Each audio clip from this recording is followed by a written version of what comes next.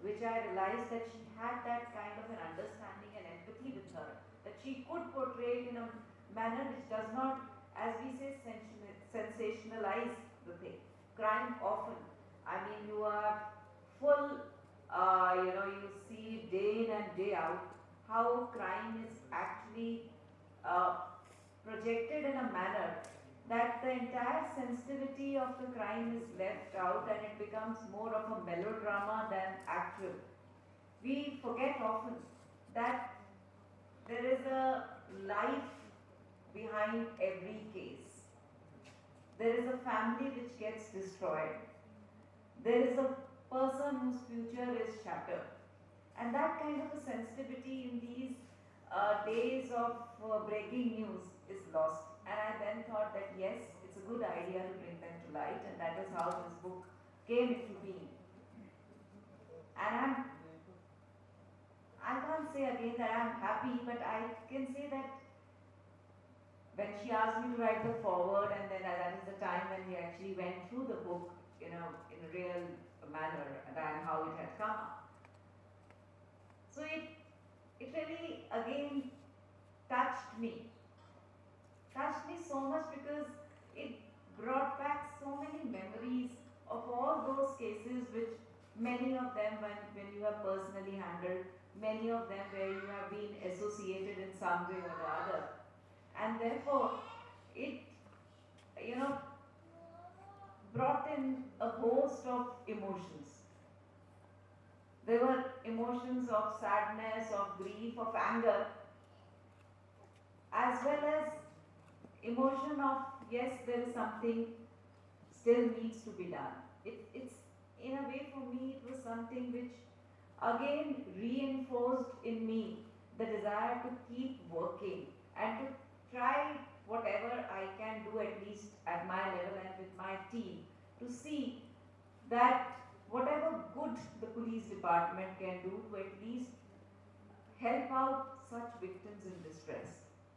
Professor Vijay Kumar mentioned about our Bharosa Center. So most of our initiatives are in a way designed to make the journey of the victims through the criminal justice system a little more easier, to prevent any re-victimization which might happen.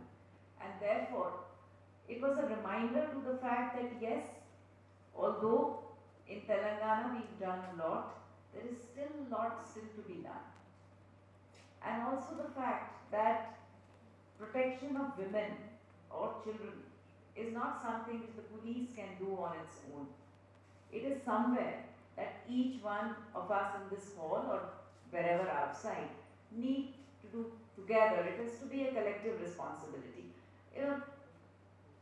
There's a story about a girl about unrequited love, where her only fault was to say no, and her classmate became her executioner. This is a reality of our times, that a girl does not even have a right to say no, and her no can be taken to such an extreme end. Or a story of a 6-year-old child who was actually molested by the husband of the tutor. So, in the society, imagine the way trust circles are broken day in and day out. When we see or read something in a news item, we don't realize the trauma which goes behind it. And not only the trauma, also the difficulty of a law enforcement agency in managing such cases. When I said that when I read the book, I felt grief and anger, because while reading the book, I was allowed to, at least in my own space, allowed to express that. But as a police officer, I have to keep all my emotions aside, or my team, or the police officers in general, so as to ensure that when you're investigating a crime, you can't be emotional about it. You have to be extremely fair to everybody in the picture, and that's what we're supposed to do. But does not mean that these things don't affect us.